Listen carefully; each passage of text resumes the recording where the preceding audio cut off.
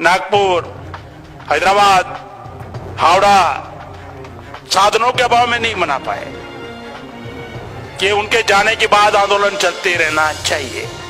ये जो व्यवस्था हम नहीं मना पाए अभी तक, इसी वजह से उनकी व्यवस्था जिंदा है।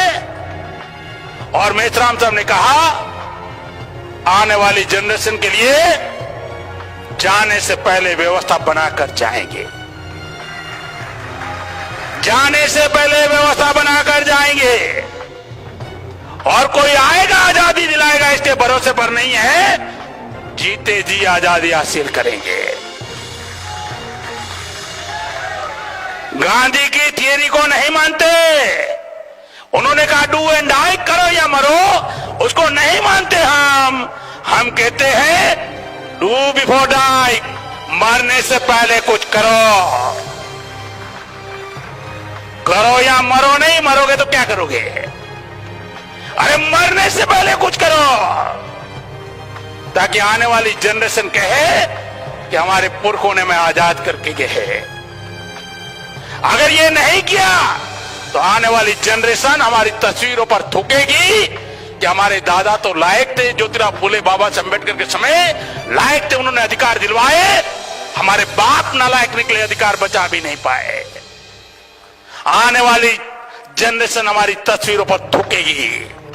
इसीलिए हम लोगों को नेक्स्ट जनरेशन के लिए अपनी व्यवस्था बनाने के लिए भामसेब जो भी काम देता है, जो भी उद्देश्य भामसेब ने जो भी जिम्मेवारी लगाई, जो भी ऑर्गेनाइजेशन बनाया, वो आपकी रिस्पॉन्सिबिलिटी है। अगर भामसेब ने व्यवस्था परिवर्तन का उद्देश्य रखा तो उद्देश्य की जितनी भी रिक्वायरमेंट है वो हमारी रिस्पॉन्सिबिलिटी है।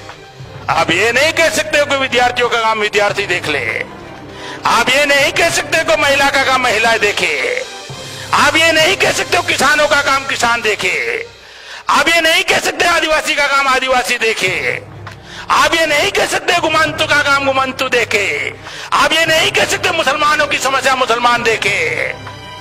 हमारे उद्देश्य की जितनी रिक्वायरमेंट है, व्यवस्था परिवर्तन की जो भी रिक्वायरमेंट है, उस रिक्वायरमेंट को फुलफिल करना होगा। एक मिशन है और एक मिशन की रिक्वायरमेंट है, एक मिशन है और एक मिशन की रिक्वायरमेंट है। और मिशन की जो रिक्वायरमेंट है, अगर उसको फुलफिल हम नहीं करते हैं तो आने वाला समय भयानक परिस्थिति लेने वाला है। समय रहते हुए परिस्थितियों पर नियंत्रण करने के लिए हम लोगों को भामसेब ने जो प्लान बनाया उसके ऊपर अमल करना होगा। आखिरी बात कहकर समाप्त करता हूं, मेश्राम साहब ने जो प्लान बनाया, मैं दावे और यकीन के साथ कह सकता हूं, 30 साल 35 साल के अनुभव के आधार पर कह सकता हूं, दुश्मनों की बस की बात नहीं है उसको विफल कर सके हमारे प्लान को।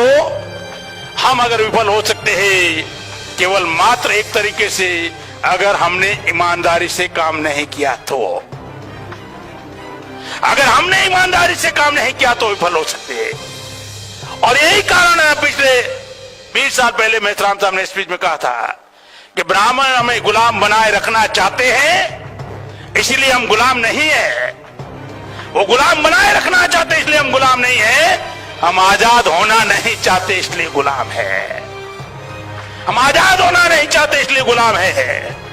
और ये जो आज जो ये सब्जेक्ट रखेंगे, इसकी गंभीरता को देखते हुए समाज में आप उसको प्रस्तावित करोगे और इसके लिए समाज को तैयार करोगे, इस आशा और विश्वास के साथ मैं मेरी बात समाप्त करता हूं।